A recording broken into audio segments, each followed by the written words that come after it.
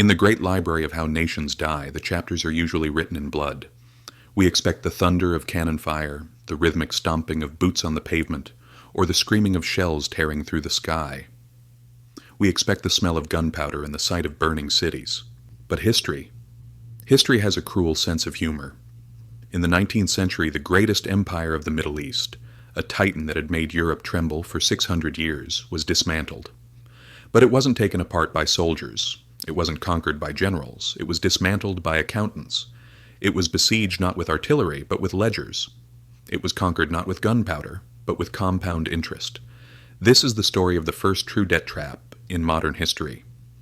It is the story of how the Ottoman Empire was slowly, painfully suffocated by the polite, well-dressed bankers of London and Paris. It is a cautionary tale that echoes loudly in our modern world, vibrating through the glass towers of Wall Street and the government halls of developing nations today. Because it demonstrates a brutal geopolitical truth, a weapon more potent than any nuclear bomb, you do not need to invade a country to own it. You simply need to hold its mortgage. To understand how this tragedy unfolded, we must first step into the hallucination. Close your eyes and travel back to the middle of the 19th century.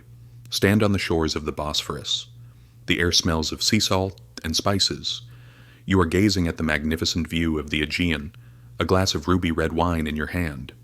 To the outside observer, the Ottoman Empire still appears to be a titan straddling the globe. It stretches from the rocky Balkans in Europe, across the rugged mountains of Anatolia, down to the holy sands of Mecca and Medina, and across the scorching deserts of North Africa. The Sultan in Istanbul sits on a throne that commands the crossroads of the world. The palace walls shimmer with lapis lazuli blue. The wine flowing in golden chalices seems endless. Philosophers lecture their students in the courtyards, birds are chirping, and merchant ships from every corner of the Mediterranean are docking at the Golden Horn, their hulls heavy with silk and grain. No one, absolutely no one, considers that this glory could one day turn into a pile of dust and rubble. The civilization is living its golden age, or so you think. But beneath this surface of imperial majesty, the foundation is rotting.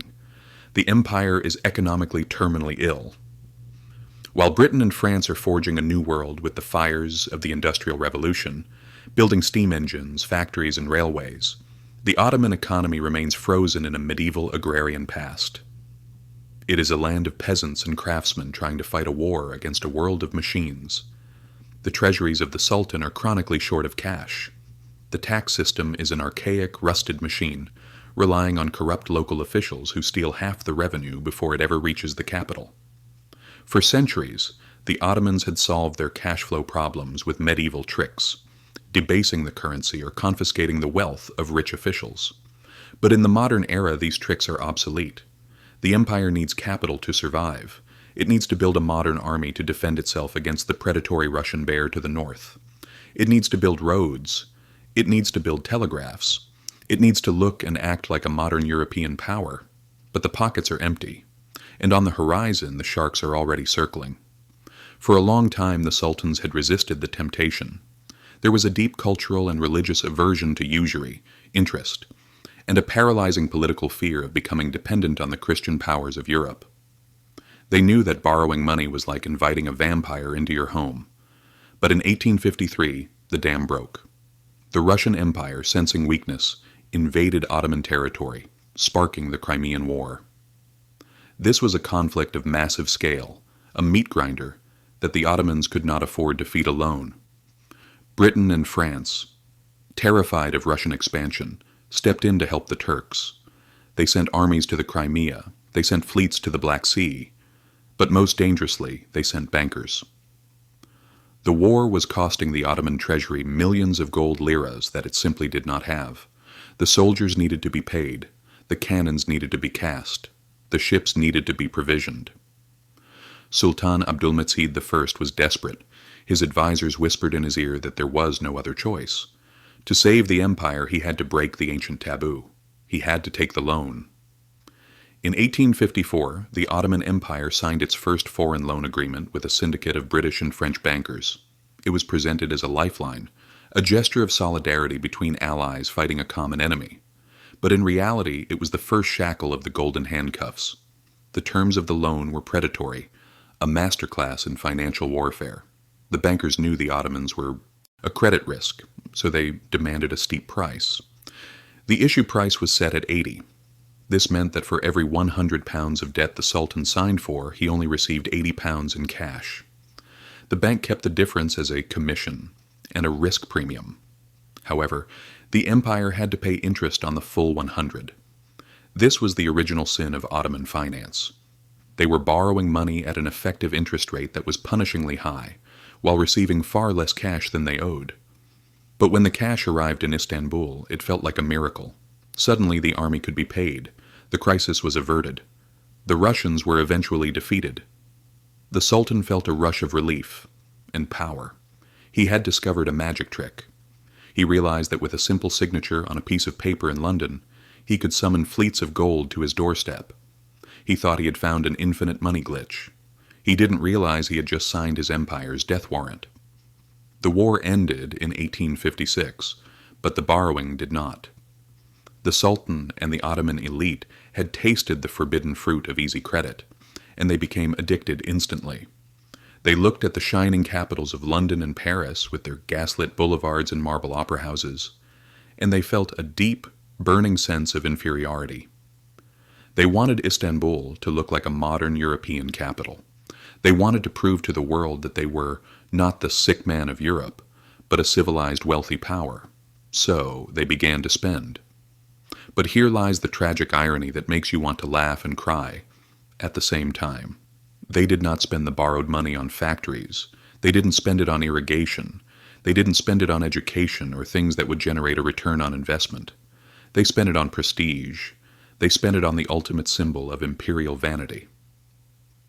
Sultan Abdulhamid decided that the old Topkapi Palace, the home of his ancestors for 400 years, was too old-fashioned. It was too Asian. He wanted a palace that rivaled Versailles. He wanted a palace that would make Queen Victoria grit her teeth in jealousy. So he ordered the construction of a massive edifice on the shores of the Bosphorus, the Dolmabahce Palace. The Dolmabahce Palace is a building of staggering opulence. It is filled with 14 tons of gold leaf. It contains the largest crystal chandelier in the world, a gift from the British Queen. The staircase is made of baccarat crystal. The carpets are silk. The walls are lined with Italian marble. It is a breathtakingly beautiful building, but it is also a tombstone. It was built entirely with borrowed money. While the peasants of Anatolia were scratching a living from the dry earth using wooden plows, the Sultan was importing crystal from Bohemia and gold from France to decorate a house he could not afford. The cost of the palace was 5 million Ottoman gold liras, equivalent to a quarter of the entire yearly tax revenue of the empire. To pay for this, the Sultan went back to the bankers in 1855, then again in 1858, then again in 1860. Each time the bankers in London and Paris were happy to lend. They were making a fortune on the commissions. They assumed Britain and France would never let the Ottomans fail because they were geographically too important. This is the concept of moral hazard. The bankers took risks because they believed the governments would bail them out. By the 1860s, the Ottoman financial situation had turned into a classic Ponzi scheme. The empire was not generating enough tax revenue to pay the interest on the old loans, so it had to take out new loans just to pay the interest on the previous ones. They were digging a hole to fill a hole. The debt payments began to consume the entire budget. In 1860, the empire was spending perhaps 15% of its income on debt. By 1870, that number had risen to over 50%. Think about the implications of that figure. 50 cents of every dollar collected from a fisherman in Greece or a farmer in Syria was leaving the country instantly to pay a coupon to a bondholder in London. That meant there was no money left for the army, no money for the navy, no money for schools, no money for infrastructure. The state was being hollowed out from the inside by an invisible army of accountants. To keep the system going, the government turned to the Galata Bankers, local loan sharks who charged short-term rates of 18% or 20%. It was financial suicide. Sultan Abdulaziz, who succeeded his brother, had a massive ego and a love for military hardware. He didn't just build palaces, he built a navy. He bought ironclad warships from Britain and corrupt cannons from Germany. For a brief moment, the Ottoman navy was the third largest in the world on paper, but the ships sat in the Golden Horn, rusting, because the empire couldn't afford the coal to fuel them.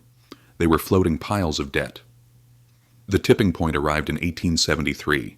A financial panic started in Vienna and spread across the globe, causing the Long Depression. Global capital dried up. The European banks stopped lending. At the exact same time, nature turned against the Ottomans. A catastrophic drought struck Anatolia. The crops failed. The sheep died. Famine stalked the land. The tax collectors went into the villages demanding payment and found nothing but dust and corpses.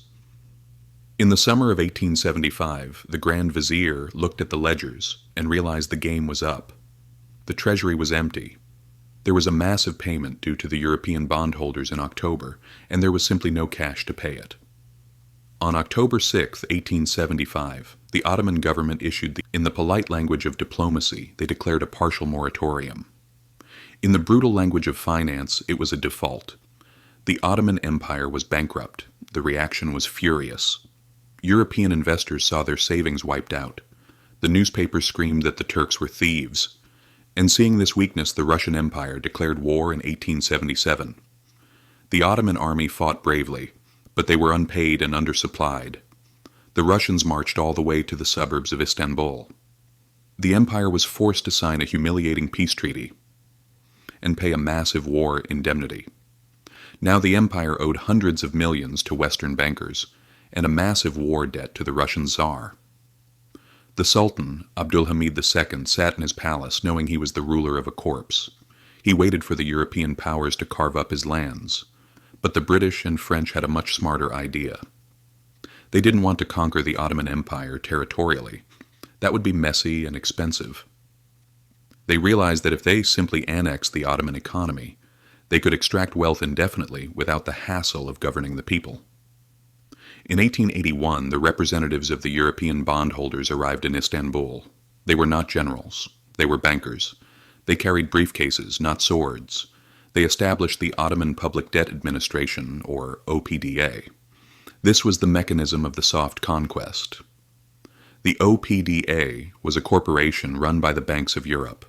It was headquartered in a massive fortress-like building in Istanbul that loomed over the city, a physical symbol of who was really in charge. The Sultan surrendered his sovereignty. The taxes on silk, salt, fishing, spirits, and tobacco were handed over directly to this foreign corporation. The OPDA hired 5,000 tax collectors, who wore uniforms and carried weapons, answering not to the Sultan, but to a board of directors in Paris and London. If a fisherman caught a fish in the Bosphorus, a portion of his profit went to London. If a peasant bought salt, the tax went to Berlin. It was a state within a state. Between 1881 and 1914, the OPDA collected roughly one-third of the empire's total revenue. The Ottoman state was left with the scraps, trapped in a cycle of underdevelopment. And then came the final seduction: Germany. The German Kaiser told the Sultan that the British and French were parasites, but Germany was a friend. They proposed the Berlin-Baghdad Railway, a dream of steel connecting Europe to the Middle East. But this too was a trap. The contracts were extortionate. The Sultan swapped the golden handcuffs of the British for the steel chains of the Germans.